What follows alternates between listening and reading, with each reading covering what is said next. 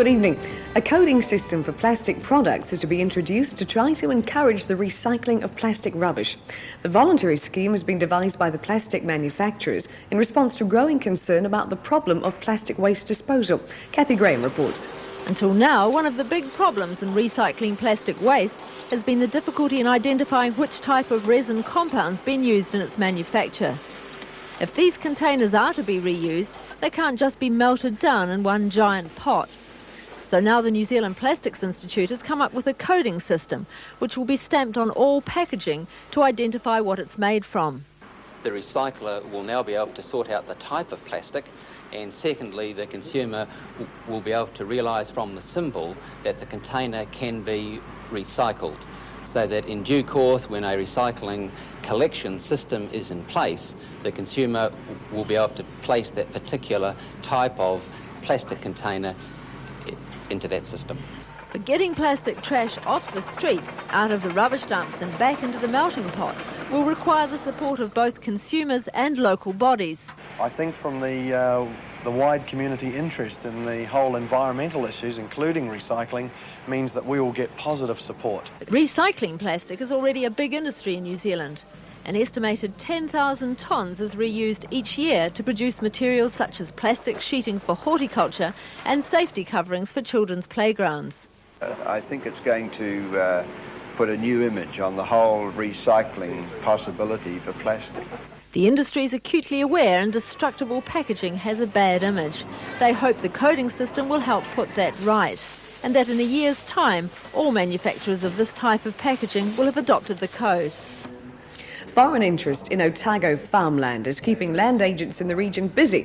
First it was Christchurch-based company Applefields snapping up land for dairy farms. Now it's inquiries from overseas buyers. Mark Price and Michael Lynch spoke to two Australian buyers who are fueling speculation in farming circles. Oh, there's plenty of land available in Australia, but it's about 4 times the price of this. That's the main reason for foreign interest in New Zealand farms. Shelton Downs, for one, is now in Australian hands. The 4,000 hectares of tussock land next to Lake Ohau has been bought by the Tasmanian-based Bellevue Pastoral Company. Basically, it'll be a wool growing operation. And later we hope to develop a section of our merino stud here and eventually market rams here in New Zealand. The company spent more than $2.5 million buying this property and the 10,000 hectare Mount Stalker station near Herbert. It's also been close to buying 2 farms on Danzies Pass. Those purchases haven't gone ahead. Merino country seems to be at the top of the shopping list. A West Australian, a member of that country's wool corporation, is buying 2,000 hectares at Middlemarch. We're looking at this as a genuine long-term investment, standing on its own feet. How many more Australians do you think might follow you into similar investments? I think a considerable number. I wouldn't like to put actual figures on it, but the interest is tremendous because there's been a resurgence of confidence in the rural sector in Australia, and then it comes down to a point that the good judges will go where there's a good investment. In the year to the end of January, 33 New Zealand farms were bought by foreigners, a third of them Australians. That is not considered in farming circles to constitute a huge land grab. And at least some of the overseas buyers are involving New Zealanders. But who these New Zealanders are seems to be a somewhat sensitive issue. You wipe all that. What have you got? There's a neighbour. Well, I mean it. Nobody's going to know who. There's growing debate. Some we've spoken to believe New Zealand farms should be for New Zealanders. Some say it's okay for Australians to buy in so long as Asians are kept out. Others believe all in all it's a good thing. Federated Farmers officially opposes the sale of farmland to foreigners. At the same time, it's aware of a strong feeling that anything that boosts land prices is in farmers' interests. The whole question will be debated at Federated Farmers' National Conference in July.